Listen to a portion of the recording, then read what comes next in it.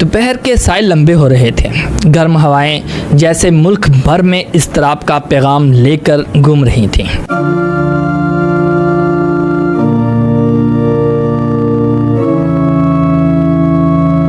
5 اگست 2023 کا دن تھا، لیکن یہ کوئی عام دن نہیں تھا۔ کچھ دیر قبل کی خبر نے پورے ملک کو ہلا کر رکھ دیا تھا۔ عمران خان گرفتار ہو گئے۔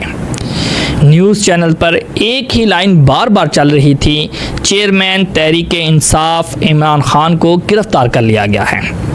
سوشل میڈیا پر طوفان برپا تھا، یہ ظلم ہے، انصاف کا جنازہ نکل گیا، خان کو رہا کرو۔ ایسے جملے ہر زبان، ہر پوسٹ اور ہر دل میں گونج رہے تھے۔ اسلام آباد کی عدالت سے لے کر لاہور کی گلیوں تک، کراچی سے پشاور تک ایک عجیب سی بے چینی پھیل چکی تھی۔ وہ شخص جسے کروڑوں پاکستانیوں نے 2018 میں ایک امید کے طور پر منتخب کیا تھا، آج ایک جرم میں بند ہو رہا تھا جسے وہ ماننے کو بھی تیار نہ تھا۔